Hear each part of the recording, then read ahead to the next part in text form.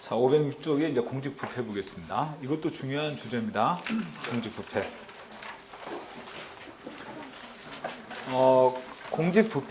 공직부패는 공권력을 이용해서 사익을 추구하는 행위예요. 공권력을 이용해서 사익을 추구하는 행위, 이것을 공직부패라고 표현합니다.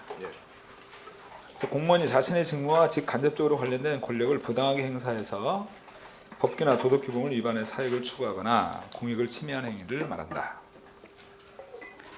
이게 이제 공직부패에 관한 것인데, 그 바로 밑에 보면 행정권의 오용이라고 돼 있잖아요. 오용이라는 말은 행정권을 잘못 사용한다 그 말이에요.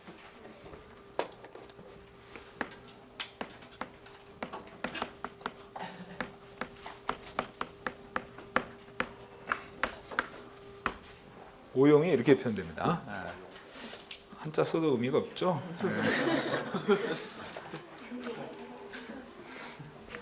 그래서 보통 이제 행정윤리에서 벗어난 행위 이렇게도 얘기하는데, 행정권이 잘못 사용됐다 그런 얘기죠. 응? 거기 그 오용의 유형에 이제 해당되는 것들이 있어요. 보시면 오용에 해당되는 것들이 부정부패. 그러니까 부패도 오용의 범죄에 포함이 되는 거죠. 부패도. 그러니까 오용은 훨씬 넓은 의미가 되는 거야. 부패도 오용에 들어가고 비윤리적 행위도 들어갑니다. 비윤리적 행위는 거기 보세요. 공무원이 특혜의 대가로 금전을 수수하지는 않았더라도 자신과 관계 있는 사람이나 또는 특정 집단을 후원하거나 이득을 주기 위한 행위, 이게 비윤리적 행위예요. 비록 금전을 수수하지는 않았더라도, 예를 들어서 자기 동창회랄지 아니면 뭐 어떤 특정 집단 이런 부분에 그 후원하거나 이득을 주기 위해서 어떤 그 행위가 이루어졌다. 그다음에 이건 비윤리적 행위가 된다는 거예요. 그다음에 법규를 경시하는 겁니다. 법규를 무시하거나 자신의 행위를 정당화하는 방안으로 법규를 해석하는 경우입니다. 이게 법규 경시예요. 반면에 법규를 엄격하게 적용한다. 법규의 엄격한 적용은 오용이 아니에요. 이건 융통성이 없는 것이지 오용에 해당되는 건 아니잖아요. 엄격한 적용이라는 것은. 그죠?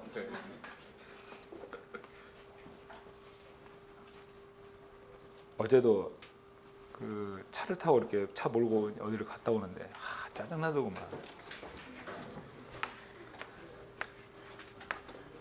신호 위반 차량이 들어왔어요. 보니까. 근데 그 뭐예요? 그 조그만한 트럭 있죠? 조그만한 트럭. 포터나 될 거야.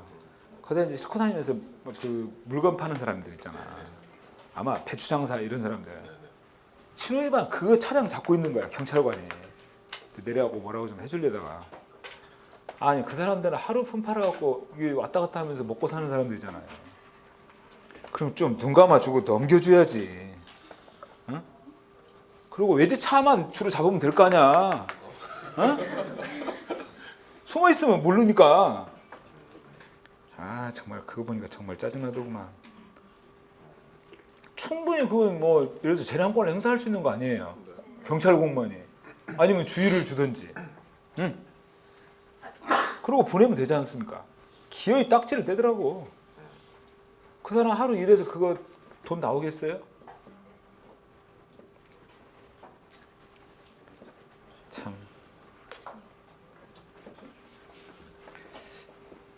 공무원이 갖고 있는 어떤 그 재량권, 권한이라는 것은 오히려 약자를 위해서 더 노력을 해야 되는 거 아닌가? 물론 엄격하게 적용을 해야죠. 엄격하게 적용을 해야지만 아닌 것 같아, 내가 생각할 때는. 자, 그래서 방금 얘기했던 것처럼 법규의 엄격한 적용은 오용에 해당하지 않습니다. 아셨어요? 그렇지만 법규를 경시하는 거, 오케이? 그 다음에 입법의도를 편향되게 해석하는 것이 있어요. 그래서 법규를 위반하지 않는 합법적 범위 안에서 특정 이익을 옹호하는 경우로서 환경보호론자의 의견을 무시한 채 개발업자의 편만 들어서 법규에 의한 개발을 허용한단 말이야. 아니면 뭐 그린벨트를 해제해가지고 개발을 하게 만들어버린다랄지. 응? 입법의도의 편향된 해석을 통해서. 그 다음 불공정한 인사, 편파적인 인사입니다. 자, 무능도 오용의 범죄에 포함이 됩니다. 무능, 무소신. 그래서 맡은 업무에 대한 전문적인 지식이나 능력이 부족할 경우 이거 오용이야, 오용. 무능, 무소신. 그다음 무사한 일도 마찬가지고 실책 은폐도 그렇고 모두가 이 오용에 속하는 거예요. 그런데 법규의 엄격한 적용이나 재량권의 행사는 오용에 해당하지 않습니다. 아시겠어요? 재량권의 행사나 법규의 엄격한 적용은 오용에 해당되지 않는다. 그러면서 밑에 보니까 이제 공직 부패 유형에 대해서 거기 쭉 나왔어요. 보니까 직무 유기형 부패, 후원형 부패 이렇게 나왔는데 사기형 부패라고 나와 있지? 네. 공금 횡령. 사기형 부패입니다. 공금 횡령. 네. 여러분들 말이야 정말 이 힘들게 엄청난 경쟁률을 뚫고 공무원 합격해서 공무원이 됐잖아. 네. 나중에 시간 지나서 말이야 TV에 막 고개 숙이고 수건 뒤집어 쓰고 그렇게 나타나지 마세요. 아시겠어요? 나는 척 보면 알잖아요. 아니 저 친구가 그런 일 없도록 하십시오. 네.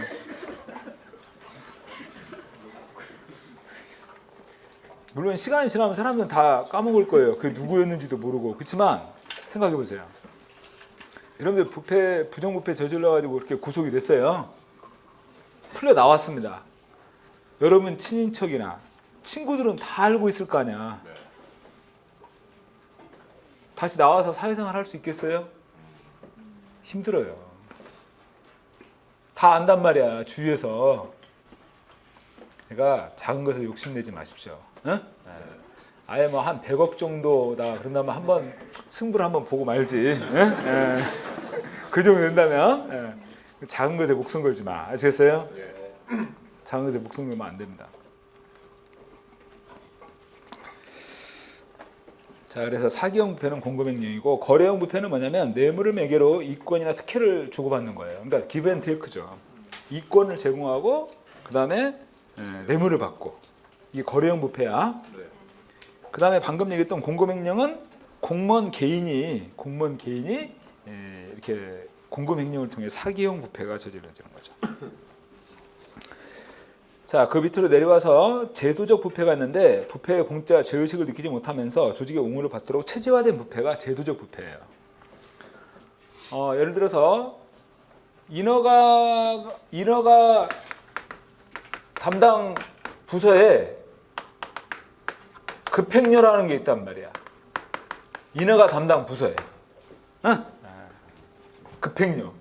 이 급행료가 들어가면 어때요? 빨리 처리돼요. 이게 거의 관행이에요. 그리고 이 부서에서는 거의 이게 이제 관행처럼 되어 왔으니까 제도적 부패가 이루어지는 거죠. 은행에서 대출할 때 꺾기 한다는 얘기 들어봤죠? 하기야 여러분 대출 받을 일이 없으니까 아직. 근데 은행에 대출 받을 때 꺾기를 합니다. 무슨 말이냐면 대출을 해주는 대신에 뭐 보험에 가입하라, 뭐하라 이렇게 한단 말이야. 자기네 대출이면 선심 쓰는 것처럼 하면서. 아니 공짜로 빌려줍니까? 이자 다 받으면서. 근데 이제 대출 받는 사람은 아쉬운 입장이니까 뭐 보험에 가입하라, 뭐하라 하면 할 수밖에 없다는 거죠. 이게 꺾이거든요.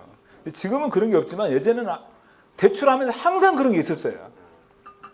대출하면서 자기 은행에 이제 연관된 보험회사에 보험에 가입하게 한다랄지, 또 무슨 상품에 가입하게 한다랄지 이런 식으로.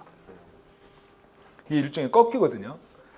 근데 그런 부분들도 여기서 말하는 것처럼 이렇게 체제화된, 제도화된 부패인 거예요. 따지고 보면. 그렇잖아요. 시스템화되어 있다 이 말이야. 그럼 이런 경우는 말이 그렇지 의례껏 그렇게 반복이 되어 왔고 시스템처럼 이루어져 왔기 때문에 죄의식을 느끼지 못하는 거죠. 그리고 이 조직 내에 모두가 어때요? 그것에 대해서 다 인지하고 있어요. 그리고 이런 게 들어오면 이로 또 다 상납이 되죠. 그죠? 그렇잖아. 그러니까 이 조직 전체가 다 이 부패에 연관되어 있는 거예요. 이건. 그 다음에 흑색 부패하고 회색 부패하고 백색 부패입니다. 흑색하고 백색을 합하면 무슨 색이야? 회색이에요. 회색이에요. 그래서 이 세 가지예요. 흑색은 모두가 처벌을 원하는 부패. 백색은 처벌을 원치 않는 부패 각각. 흑색 부패는 여기 나와 있는 처럼 구성원 모두가 인정하고 처벌을 원하는 부패인데, 백색 부패는요 미풍양속형 부패. 그 다음에 선의의 거짓말 이런 거, 이런 것들은 처벌을 원치 않는다는 거야. 여기 제일 뒤에 서 있는 남학생, 저기 초등학교 교사가 촌지로 30만 원을 받았어요. 어떻게 해야 될까? 처벌해야 될까? 하지 말아야 될까? 아니 30만 원 너무 많다. 20만 원이면 처벌하지 말아야 된다. 20만 원 정도 촌지 받은 것은 이쪽에 서 있는 남학생은 어떻게 해야 될까? 처벌해야죠. 저 친구들은 나한테 수업을 오래 받았거든요. 그래서 분위기를 파악하고 있어요. 지금 내가 얘기한 것이 바로 회색 부패예요. 한쪽에서는 처벌해야 된다, 한쪽에서는 처벌하지 말아야 된다, 이렇게 생각하는 부패란 말이야. 이게 회색 부패야, 이 부분이.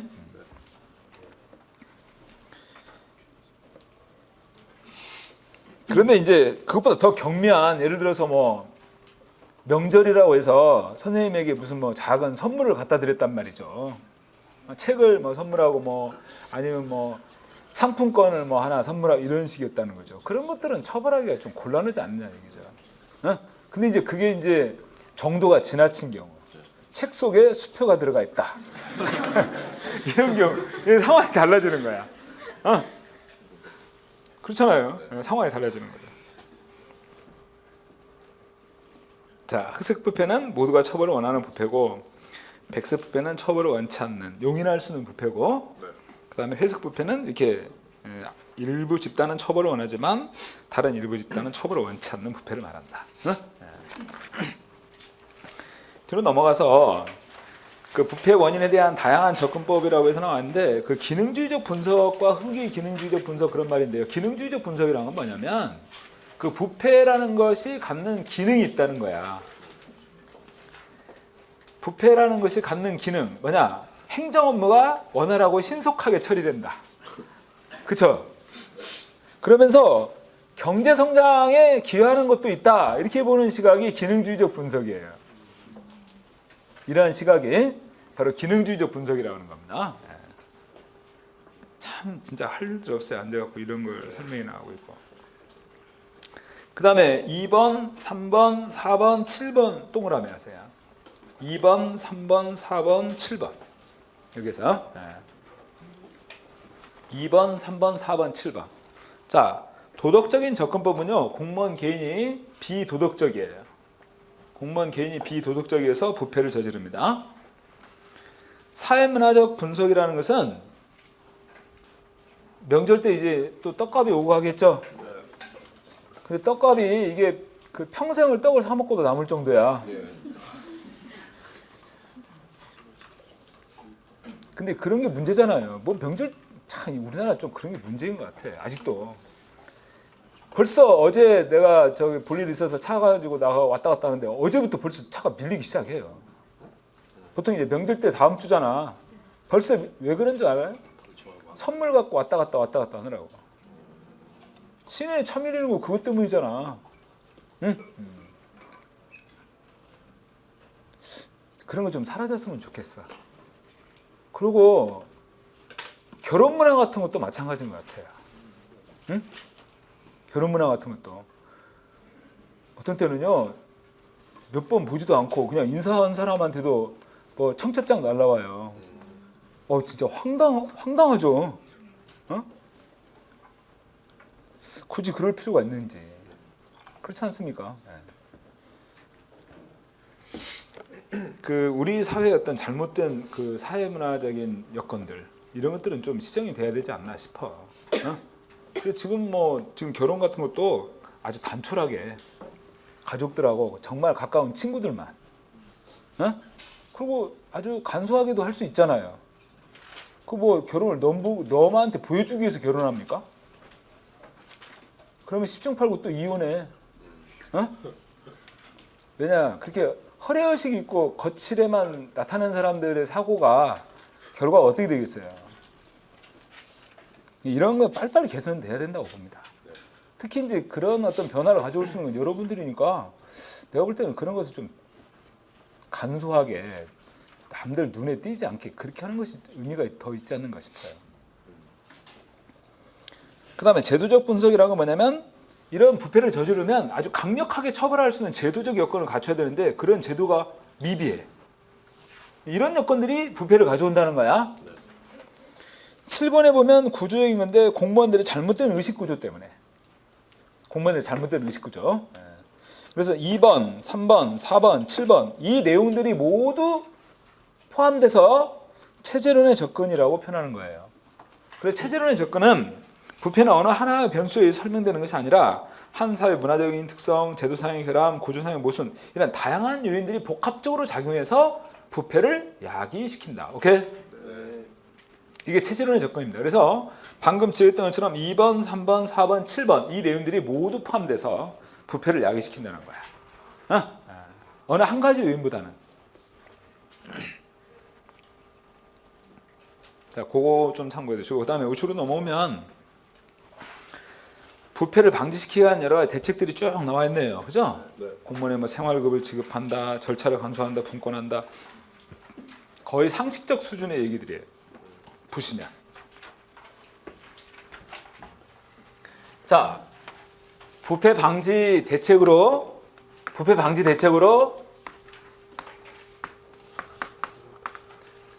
사회적 규제를 강화한다. OX. 부패 방지 대책으로. 이건 부패 방지 대책이 아니에요. 사회적 규제라고 하는 것은. 왜냐하면 사회적 규제라는 것은 사회적 책임을 강제하는 규제인데 경제적 규제가 됐건 사회적 규제가 됐건 규제가 강화되면 부패가 야기되거든. 그치? 규제가 강화되면 부패가 야기되는 거예요. 사회적 규제란 사회적 책임을 강제하는 규제. 사회적 규제에 어떤 거 있었냐면 사회적 차별에 대한 규제, 환경오염에 대한 규제, 소비자 보호에 대한 규제 이런 것들이었어요. 참 옛날 이야기죠. 응? 근데 어떻든 그것도 규제란 말이야. 그래서 이렇게 규제가 강화되면 그것은 오히려 부패를 야기시키는 거예요. 그러니까 이 내용은 부패 방지의 대책이 아니에요. 아셨어요? 예. 자, 뒤로 넘어갑니다.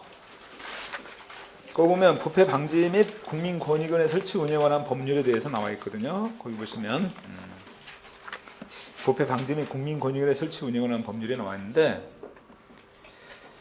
국민권익위원회는 어디 소속으로 되어 있는가요? 이거 국무총리 소속의 법률기관이에요. 국민권익위원회는 국무총리 소속의 법률기관입니다. 그래서 첫 번째 그 설치 목적을 보면 고충 민원의 처리와 이와 관련된 불합리한 행정제도의 개선 이렇게 나와 있잖아. 이 내용은 옴부즈만에 해당되는 내용입니다. 고충 민원 처리와 이와 관련된 불합리한 행정제도 개선은 이거 옴부즈만하고 관련된 거야. 그래서 예를 들어서 우리나라의 옴부즈만은 국민권익위원회예요. 아셨어요? 우리나라 옴부즈만이 국민권익위원회야. 그 내용이 1번이에요. 고충 민원을 처리하고 이와 관련된 불합리한 행정제도를 개선한다 이게. 근데 국민권익위원회는 이것만이 아니라 부패 발생을 예방하고 부패 행위를 효율적으로 규제하도록 하기 위해서 국무총리 소속으로 설치됐다. 그러니까 부패 방지에 대한 것도 규정하고 있어. 국민권익위원회 법률에는. 그래서 위에 타이틀을 보세요. 부패 방지 및 국민권익위원회 설치 운영에 관한 법률 이렇게 돼 있어요. 하나입니다. 이게 법률 하나. 자, 그리고 밑에 하부 조직에도 보면 고충 처리부가 있지만 부패 방지부도 있잖아요. 근데 이러한 기능 역할을 같이 하고 있단 말이야. 국민권익위원회에서. 자, 관할 대상 부패 행위를 보겠습니다. 첫 번째 직접적인 부패 행위에 대해서 관할하고 있는 부분이 있고, 두 번째는 간접적인 부패 행위도 대상이에요. 직접적인 부패 행위만이 아니라 간접적인 부패 행위에 대해서도. 그건 뭐냐? 직접적인 부패 행위나 그 은폐를 강요, 권고, 제의, 유인하는 행위. 이게 간접적인 부패 행위거든요. 이것도 다 이 관할 대상 부패 행위입니다. 직접적인 부패 행위만이 아니라 간접적인 부패 행위에 대해서도. 응? 그다음 또 뭐가 나오냐면 내부 고발자 보호 제도가 있어요. 내부 고발자 보호 제도. 이거 어디서 한번 나왔었죠. 주임 대리인 이론 설명할 때 대리 손실을 줄일 수 있는 방법으로서 내부 고발자 보호 제도다 해서 방사청의 직원이 내부 비리를 고발했어요. 누구에게? 국민에게 고발했단 말이야. 그럼 이 사람이 신변상 어떤 위협이나 또는 신분상의 불이익을 받지 않도록 보호해줘야죠. 그래야 될 거 아니겠습니까? 근데 그 지금 땅콩 회항 사건의 그 사무장 있죠? 지금 출근하고 있다고 그러대요. 지금은 온 국민의 관심 대상이기 때문에 못 건드려요. 대한항공에서. 만약에 뭐 인사조치를 취하거나 아니면 뭐 불이익을 주거나 그러면 바로 또 언론 기사화 돼가지고 시끄러울 거 아니야. 근데 이제 시간이 좀 지나서 2년, 3년 정도 지나서 국민들의 관심이 벗어나잖아. 그러면 이제 압박을 가할 거예요. 어? 그때 가면. 왜? 국민들의 관심에서 벗어나니까. 그런 것처럼 이 내부 고발자도 마찬가지라는 얘기예요. 처음에 이제 언론을 통해서 뭐 기자회견을 통해 뭐 그런 걸 알렸어요. 그러면 이제 그 당시에는 국민들이 알고 있기 때문에 또 언론에서 이제 그게 발표했기 때문에 쉽게 뭐 예를 들어서 어떤 제재를 가거나 그렇게 못 하는데 시간이 지나서 국민들의 관심에서 벗어나는 순간 이제 신분상의 불이익을 받는 거예요. 압박을 받고 아니면 좌천을 시키거나 그런 경우들이 굉장히 많답니다. 실제로. 왜냐? 이 조직 내 이런 부패라는 것은 이게 한두 사람에 의해서 이루어지는 일이겠어요? 이 위에서 모르고 있을까? 다 알고 있는 일이거든. 그렇잖아요. 저렇게 이제 내부 비리를 고발했다? 배신자야. 어? 찍히는 거죠. 이를테면. 아마 여러분들도 이제 공무원 합격해서 들어갔을 경우 아마 이런 부분에서 이제 고민되고 갈등이 되는 부분이 있지 않을까. 이런 경우들이 있어서. 근데 이제 지금 현재 내부 고발자 보호 제도에 대해서 이제 더욱더 이 시스템 제도에 대해서 강화를 했는데 거기 보시면 내용에 보면 위원회 신분 보장 요치 요구에 대한 소속기관의 이행 의무를 부과하면 불이행 시에 형사처벌도 가능합니다. 또한 신고자의 신변보호 조치 요구권이랄지 경찰의 신변보호 조치에 의해서 보호되고 있는 신고자의 인적사항 공개나 보도는 금지되어 있습니다. 만약 이게 위반했을 때는 형사처벌을 받도록 하고 있어요. 그러니까 형사처벌의 규정을 둠으로써 더욱더 강력하게 보호를 한다는 거죠. 근데 이게 이제 애매한 거야. 사실상. 그렇지 않겠어요? 예를 들어서 뭐 이런 규정들이 있다 하더라도 참 그런 부분들에 대해서 과연 형사처벌을 할 수 있을지 이걸 불이행했다 또는 위반했다 이런 식으로 그런 경우는 지금까지 없거든요. 응? 그런 것으로 인해서 형사처벌을 받은 경우가 없으니까. 자, 우측에 이제 또 하나 국민감사청구제 시행되고 있습니다. 국민감사청구 시행되고 있어요. 어디에다 청구합니까? 감사원에 청구합니다. 국민감사청구제. 그러면 주민감사청구 시행되고 있나? 주민감사청구 시행되고 있지. 주민소환은 시행되고 있어요. 그럼 국민소환은 지금 시행하고 있지 않습니다. 주민소송 인정되나요? 네, 주민소송은 감사청구에 불복하면 주민소송도 가능해요. 근데 국민소송은 인정하고 있지 않습니다. 그래서 국민감사청구는 이걸 얘기해서 뒤에 가서 내가 지방자치 가서 설명할 때요. 주민감사청구 이렇게 나오면서 국민감사청구 시행됩니까? 물어보면 대답을 못해요. 불과 여기서 얘기했는데 주민감사청구는 시행되고 있다. 그 다음에 비면역자의 취업 제한은 이루어지고 있습니다. 퇴직으로부터 5년간 취업이 제한된다. 이런 내용들도 좀 꼼꼼히 챙겨둘 필요가 있어요. 자, 그 다음에 공무원의 정책 중립에 관한 것인데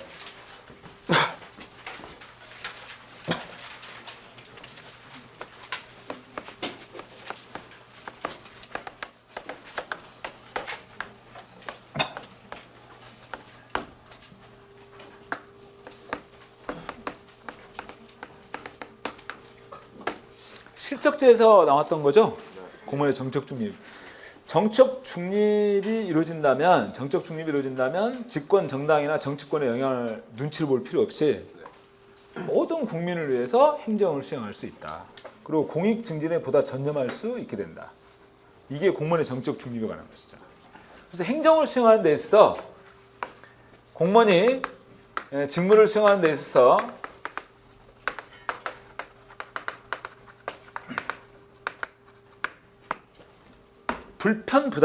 불편부당이란 말은 한쪽으로 치우치지 않는다는 거예요. 한쪽으로 치우치지 않고 행정을 수행하고 직무를 수행하는 거야. 이게 여기서 말하는 정적 중립에 관한 것입니다. 그래서 이와 같이 국민 전체에 대한 봉사자로서 직무를 집행하면서 어느 정당이 집권하든 공평하게 자기 힘을 다해서 여야 간에 차별 없이 봉사하는 불편부당성을 의미하고 있다. 그렇게 된다면 공무원들은 집권 정당의 눈치 볼 필요가 없기 때문에 방금 얘기했던 것처럼 공익 증진에만 보다 더 전념하게 됨으로써 국민 전체를 위한 행정을 수행할 수 있다는 거죠. 이렇게 되면 공익 증진에만 보다 전념할 수 있게 되니까 국민 전체를 위한 행정을 수행할 수 있게 된다는 거야. 이러한 것을 기대하는 것이 바로 공무원의 정적 중립이에요. 그래서 국가공무원법에 보면 첫 번째, 여러분들 정당 가입하면 안 돼요. 공무원은 정당 가입하면 안 됩니다. 근데 이제 이런 부분에 논란이 있어요. 아니 아무리 그래도 공무원이기 전에 국민인데 정당 가입까지 막는다. 이거 좀 너무 심한 거 아니냐? 이런 논의들도 나옵니다. 그리고 먼저 여러 가지 선거 운동에 대한 어떤 제한이랄지 또는 특정 후보자를 지지하지 못하게 한다랄지 이런 이제 여러 가지 내용들이 다 이제 어떤 공무원의 정적 중립과 관련되는 것들이죠. 자, 제일 밑에 보시면 왜 정책 중립이 필요하냐? 자, 행정의 안정성, 계속성을 확보할 수 있죠? 정치의 영향을 받지 않으니까 행정의 안정성, 계속성을 확보할 거 아니야. 지금 여기 빠져 있는 거예요. 그러면서 행정의 능률성과 전문성을 보다 제고시키게 됩니다. 행정의 능률성과 전문성을.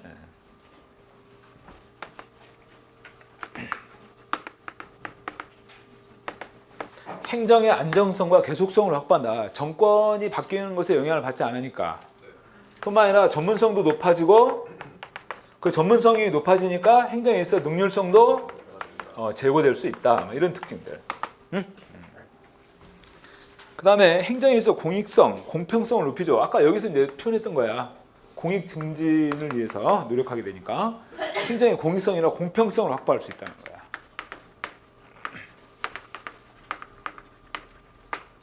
이런 부분들. 그 다음 우측에 보면 실적주의 확립에도 기여하고 6번에 보면 인사관리상의 비정치성에 의한 여건주의 방지할 수 있죠. 그 다음에요. 정치적 개입을 차단하게 되니까 부패를 방지할 수 있어요. 오케이? 정치적 개입을 차단함으로써 부패를 방지한다. 이런 내용들. 모두가 이제 정책 중립에서 이제 필요한 것들이고 그 밑에 정책 중립에 대한 비판이 이루어지는데 4번 보시면 정책 중립은 대표 관리자와 상충되는 측면이 있어요. 이건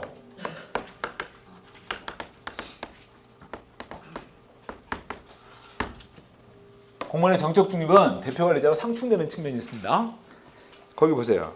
관료제의 대표성의 개념을 국민의 사회 경제적 성격이 공무원 충원상 골고루 반영돼야 한다고 볼 때 실적주의나 공개 경쟁 채용에 의한 정적 중립적 충원 방식은 관료제를 특정 집단화함으로써 관료제 대표성을 상실케 한다는 얘기입니다. 그래서 이와 같이 어떤 실적주의랄지 정적 중립 이러한 부분들이 강조될 경우에는 관료제에 있어서 대표성을 확보하기가 어렵게 되더라는 얘기예요. 그래서 이것과 이것은 서로 상충될 수 있는 이런 특징들이 있습니다. 자, 각국의 정책 중립으로서 미국에 있어 아까 언급했던 펜들턴법하고 해치법 이게 나왔고, 그래서 미국하고 영국하고 어느 나라가 더 실적자가 먼저 제도가 도입됐나? 미국하고 영국에서 실적제 도입이.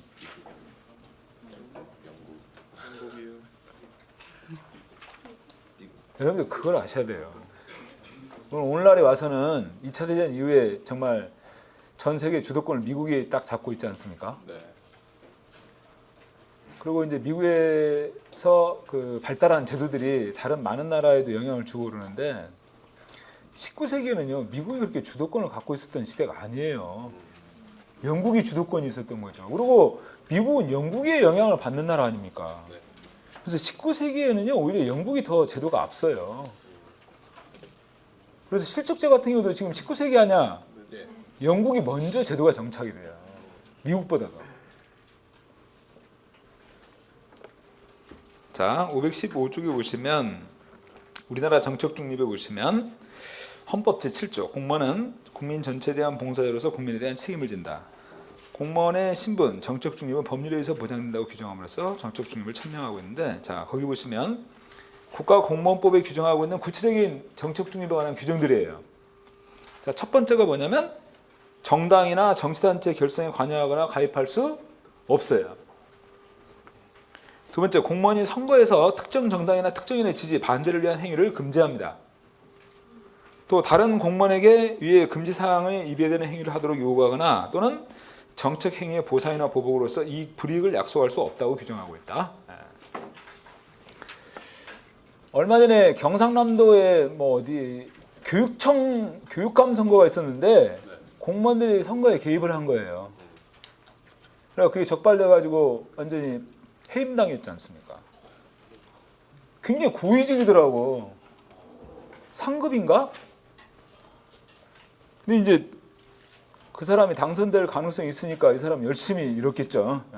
그 사람 당선되면 이제 선거운동했고 그 사람이 교육감이 되는 순간 본인은 또 출세할 거 아니야. 이런 욕심에.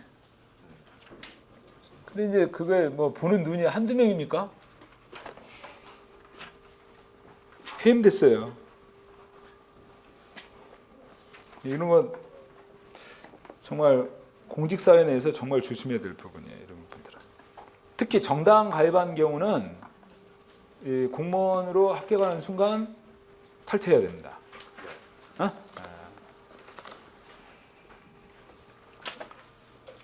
그 옆 판사가 있었는데 아주 젊은 옆 판사예요. 사시 합격해가지고 판사로 임명된 거야. 근데 이 친구가 이제 상당히 진보적 성향의 판사였던 모양이에요. 몇 년 전 얘기했어요. 판결 같은 경우도 이제 진보 성향의 판결이 나니까 이제 위에서는 이제 눈밖에 났겠지. 근데 결정적인 것이 뭐였냐면 이 친구가 정당에 가입하고 있었어요. 대학교 다닐 때 이제 정당에 가입하고 자기 용돈에서 정기적으로 회비를 이제 자동이체 시켜놓은 거야. 근데 이제 자동이체 되니까 까맣게 잊어버리죠. 누가 신경 씁니까? 그거에 대해서. 그렇잖아요. 근데 이제 판사가 됐으니까 공무원이잖아. 근데 그게 빌미가 돼가지고 해임 처분을 받았어요. 그래서 이제 소송을 제기했다고 하던데 몰라 그 뒤로는 내가 뭐 구체적인 뉴스는 내가 못 들었거든요. 아마 지금도 진행 중이겠지. 응? 근데 그렇다고 해임 처분한다. 이게 좀 너무 심한 거 아니냐? 그렇잖아요. 자, 뒤로 넘어가서 공무원의 신분보장과 징계가 나왔습니다. 공무원이라는 직업의 최대 장점이죠. 신분보장. 그래서 본인의 의사에 반해서 신분상의 불이익한 처분을 받지 않는다. 자, 우리나라의 신분보장 제도 보세요. 거기 3번에 뭐라고 나왔냐면 국가공무원법에서는 공무원은 형해 선고, 징계 처분 이 법에 정하는 사유에 의하지 않냐고는 그 의사에 반해서 휴직, 강임 또는 면직당하지 않는다. 이렇게 규정하고 있단 말이야. 그러면 이렇게 징계를 받는 경우는 어느 경우냐? 그 밑에 한번 보세요. 국가공무원법과 그 명령에 위반했을 때. 두 번째, 직무상 의무에 위반하거나 직무를 태만히 했을 때. 세 번째는 직무 내외를 불문하고 그 체면을 또는 위신을 손상하는 행위를 했을 때. 아까 얘기했던 것처럼 음주운전에 적발된 거야. 세 번째에 해당되겠죠. 이런 경우에 한해서만 징계를 받는다는 거죠. 이 경우에 한해서만. 이 세 가지 경우에 한해서만. 자, 징계 처분의 종류 나와 있지? 발표해 주세요. 그 징계 처분의 종류.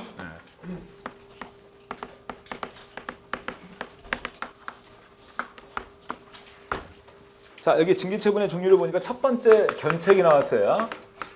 견책은 조심해 하는 거예요. 견책은. 그래서 견책은요, 거기 보시면 6개월간 승급이 정지됩니다. 승급이 뭔가요? 호봉이 올라가는 게 승급이에요. 그리고 공식 절차에 의해서 기록에 남습니다. 견책은. 아셨어요? 물론 가장 가벼운 징계지만 공식 기록에 남아요. 두 번째는 감봉인데 이건 직무를 수행하고 있나요? 직무 수행하고 있지 않다. 직무 수행하고 있어요. 그러니까 매일 출퇴근하는 거야. 그렇기 때문에 보수의 3분의 1만 감해요. 매일 출퇴근하는데 보수를 너무 감해버리면 안 되지. 그럼 걸어 다니라고? 점심도 못 먹으면 어떡해. 정직하고 네 번째 강등은 이런 경우는 직무를 수행하지 않습니다. 아셨어요? 예. 직무 수행하지 않아요. 둘 다 보수의 3분의 2를 감해요. 정직, 감봉 전부 다. 아니 정직하고 강등. 근데 강등은 1계급 아래로 내려가는 거야. 이게 징계예요. 강등. 그러니까 교장으로 있다가 교감으로 내려가는 거야. 5급에서 6급으로 내려가고. 정직은 보수의 3분의 2를 감하고 강등은 보수의 3분의 2를 감하는데 1계급 아래의 직급으로 내려간다. 오케이? 그 다음에 해임하고 6번 파면이에요. 이건 공무원의 신분을 박탈하는 겁니다. 해임하고 파면. 근데 해임보다 파면이 더 중징계예요. 해임보다는 파면이 중징계야. 아까 내가 몇 가지 앞에서 얘기할 때 해임 얘기하고 그랬었잖아. 해임의 경우는 3년간 공무원에 임용될 수 없어요. 그 다음에 파면은 5년간 공무원에 임용될 수 없습니다. 해임은요, 퇴직급에 영향을 주지 않아요. 퇴직급에 영향을 주지 않습니다. 그런데 거기 밑줄을 그어놓으세요. 단 공고명령이나 유용 등으로 해임된 경우는 퇴직급의 8분의 1 내지 4분의 1 지급이 제한됩니다. 이런 경우에는. 근데 일반적으로는 퇴직급에 영향을 주는 것은 아니다. 그런데 파면은 퇴직급의 2분의 1만 지급합니다. 왜냐? 아까 여러분들 공무원 연금 기여제라고 얘기했지? 본인이 50% 내고 정부에서 50% 낸다고 그랬잖아. 본인이 낸 건 줘야죠. 본인이 낸 것은 그러지 않습니까? 그래서 2분의 1만 지급하는 거예요. 그래서 말씀드렸듯이 이 6가지가 징계처분의 종류인데 지금 이렇게 정리를 했으니까 그렇지. 이 시험 문제 나오면 헷갈려요. 그래서 좀 정리를 해두시라는 거죠. 정직 강등은 보수의 3분의 2가 줄어든다. 그리고 감봉은 보수의 3분의 1만 줄어드는 것이고. 자, 이러한 징계 기관 및 절차. 자, 거기 보시면 제1중앙징계위원회, 제2중앙징계위원회, 보통징계위원회 이런 식으로 해서 각각 나와 있고, 그분 소청심사위원회 아까 얘기했죠. 그 소청심사라는데 징계에 대한 불복 시 소청심사위원회 소청을 제기해서 심사를 청구할 수 있다. 이 징계를 받았을 때 그 불복을 하면 소청을 이렇게 제기하는 거예요. 소청심사위원회. 아까 앞에서도 나왔었잖아. 정당의 당원은 소청심사위원회 위원이 될 수 없다 그랬잖아. 정당의 당원은 소청심사위원회 위원이 될 수 없어요. 왜냐? 그건 정적인 개입이 이루어질 가능성이 있잖아. 그리고 제일 밑줄에 보면 승진 탈락이나 금평 결과는 소청심사의 대상이 되지 않습니다. 승진 탈락이나 그 다음에 금평 결과는 소청심사의 대상이 아니에요. 주로 소청심사의 대상은 주로 뭐? 징계. 그 다음에 보시면 2번 인사혁신처 소속의 소청심사위원회는 공무원 소청심사를 위해서 5 내지 7인의 상임위원과 상임위원 수의 과반수 이상인 비상임위원으로 구성된 준사법적 의결기관이다. 오케이? 네.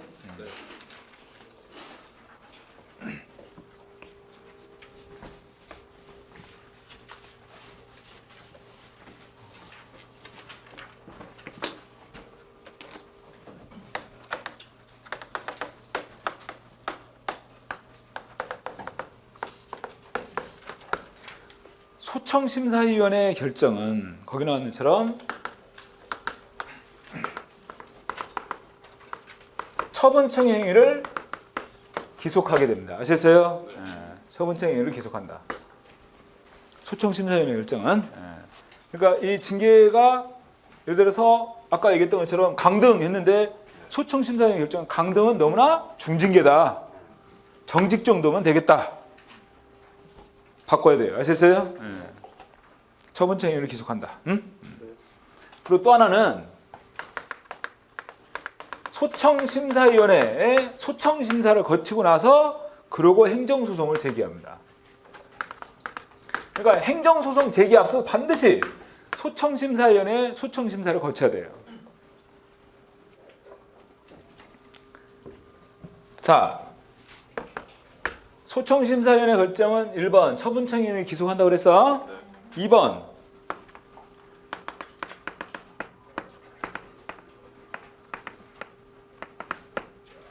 재심 청구는 불가하다. 응? 재심 청구는 불가해요. 소청심사위원회. 세 번째, 원래 징계보다도 더 무거운 결정은 불가합니다. 무슨 말이냐? 원래 징계가 정직이었는데 소청심사위원회를 거쳤는데 해임을 내려버리는 거야. 해임을 결정해버리는 거야. 이건 안 된다는 거예요. 더 무거운 결정은. 아시겠어요? 지금 견책, 감봉, 정직, 강등, 해임, 파면 이런 순서로 중징계예요. 이 순서로. 아시겠어요? 네. 근데 원래 징계보다 더 무거운 결정을 내릴 수는 없다. 소청심사위원회에서는. 요 세 가지 같이 연결이 된다. 아시겠죠? 네. 세 가지. 그 다음에 이제 공무원의 면직, 당연퇴직과 직권면직. 우측으로 와서요, 그 직위해제라는 것은 뭐냐면, 그 공무원으로서의 신분을 보유하면서 직위를 부여하지 않는 처분이 바로 직위해제예요. 그래서 그 사유가 나와 있죠. 그 다음 대기명령은 직무 수행 능력이 부족하고 근무 성적 불량의 사유로 직위 해제된 자에게 3개월 이내의 기간 동안 대기를 명하고 능력 회복이나 태도 개선을 위한 교육 훈련 또는 특별한 연구과제 부여 등 필요한 조치를 취할 수 있는 것이 바로 대기명령이다. 직권면직, 공무원이 일정한 사유에 해당됐을 경우 본인의 의사와 무관하게 임용권자가 그의 공무원 신분을 박탈하는 거예요. 근데 직권면직은 징계가 아니에요. 징계 아닙니다. 여기까지 인사행정은 다 끝났어요. 절묘하게 끝났습니다. 재명행정은 다음 주에 하도록 하죠. 아시겠죠? 자, 오늘 수고하셨습니다. 수고하셨습니다.